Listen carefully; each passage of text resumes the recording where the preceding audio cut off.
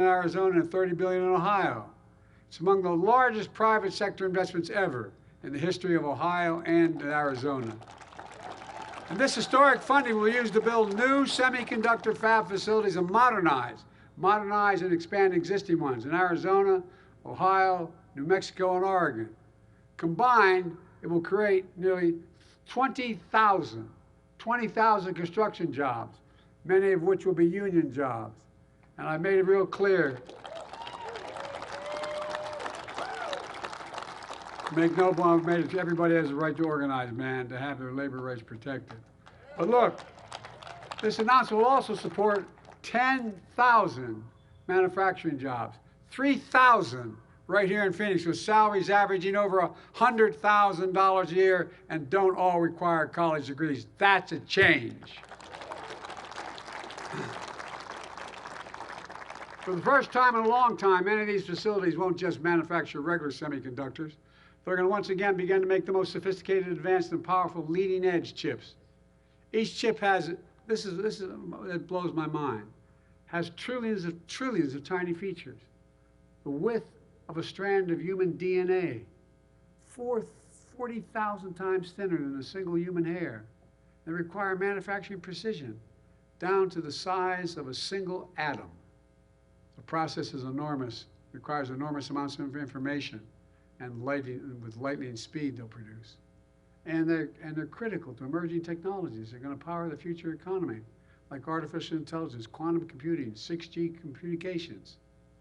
And to take everything, make everything faster, lighter, smaller, and more reliable. Folks, it's about time. Even though we invented the most advanced chips, we make 0% of them today. 0% of the most advanced chips today. Nearly all manufacturing of leading-edge chips across the entire industry moved overseas to Asia years ago. That's why today's investment is such a big deal. We will enable advanced semiconductor manufacturing to make a comeback here in America after 40 years. It's going to transform the semiconductor industry and create entirely new ecosystems, entirely new research and design, and manufacturing and advanced chips in America. By the way, parenthetically, I said we're going to become the manufacturing capital of the world again.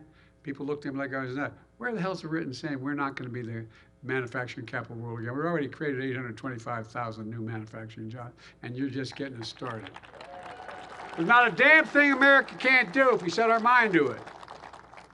It's going to put us on track to manufacture 20% of the world's leading-edge chips by the end of the decade. And right here in the United States, Intel is committed to net zero greenhouse gas emissions by 2040, and using 100% renewable electricity to power these fabs. And there's more, because this isn't just about investing in America. It's about investing in the American people as well.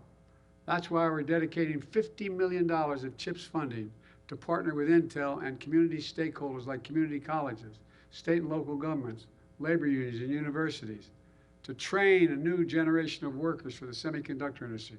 That way, people don't have to leave their hometowns to get good paying jobs and support their families.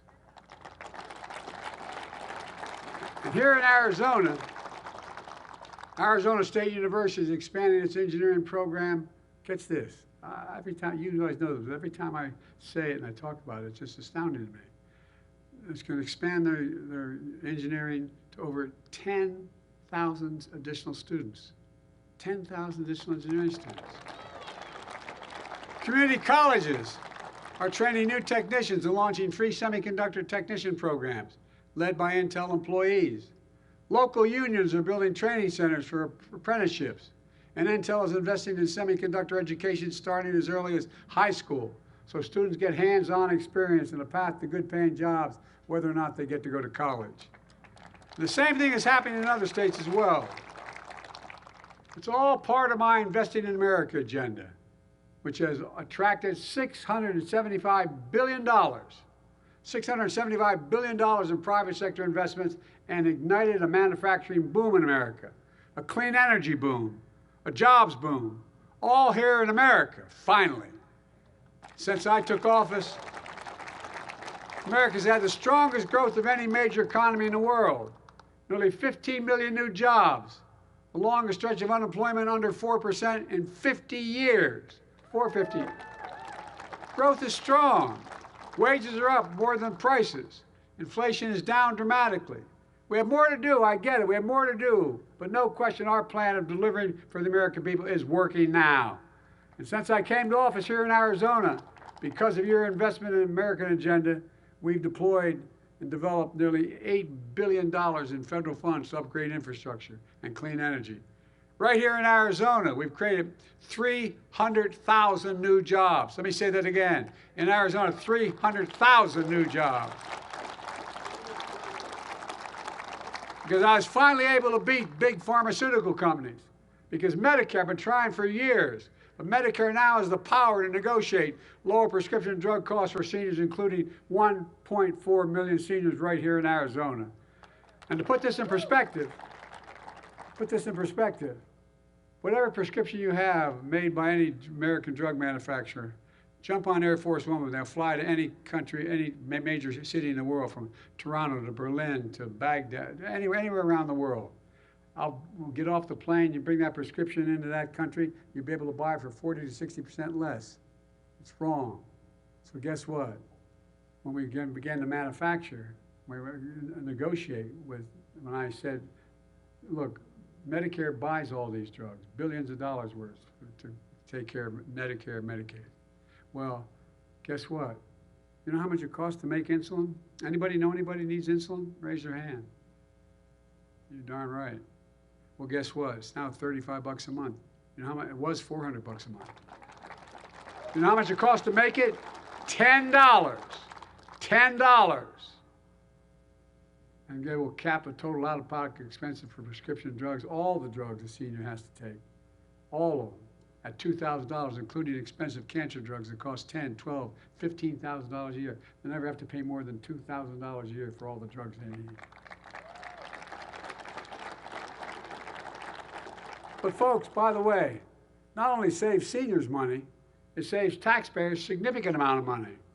We reduced the consequence of the law I wrote and got passed. We reduced the federal deficit by $160 billion.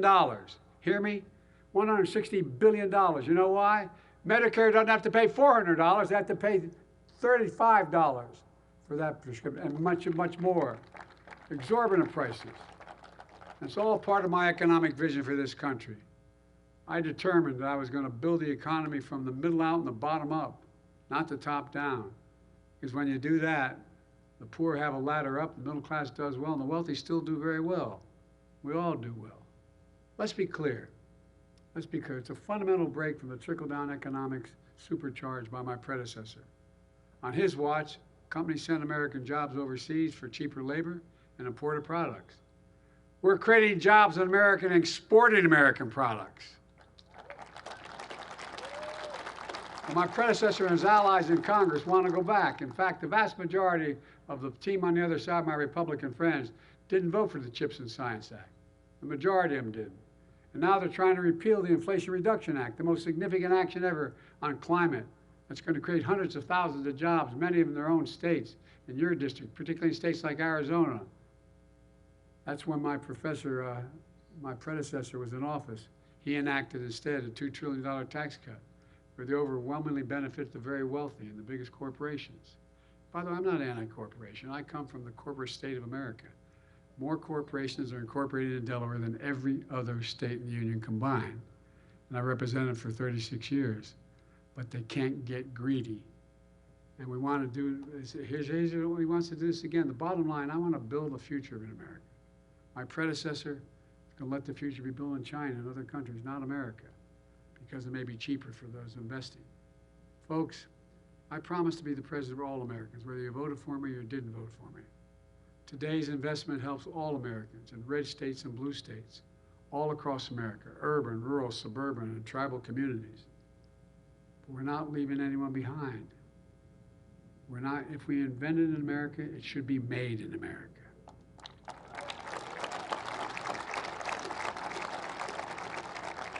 And include all of America. Folks, let me close with this. I've been determined to make things in this country again. To build manufacturing capacity, as I said, we've created over 800,000 manufacturing jobs and we're still counting. to make sure we never again are in a position where during a pandemic we're relying on other countries to make things that we badly need here at home to be able to go forward. Folks, some folks didn't believe we could do this, but I've made no bones about it. I said for a long time, and I mean this from the bottom of my heart, if we invest in America, we can change the country's future and lead the world again. We are leading the world again. We're proving it's never been a good bet. It's never been a good bet to bet against America. I've spent more time with Xi Jinping, the leader of China, than any other world leader has. And I was with him, traveled 17,000 miles with him when he was vice president and I was vice president, before he became the leader.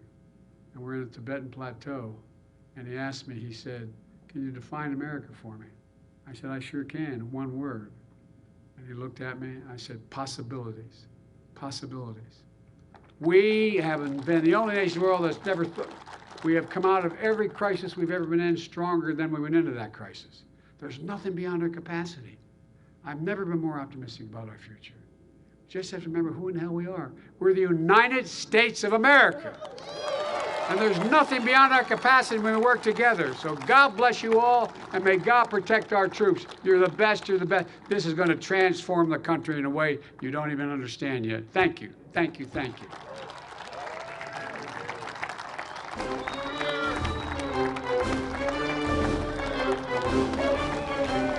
Thank you. Ready, guys?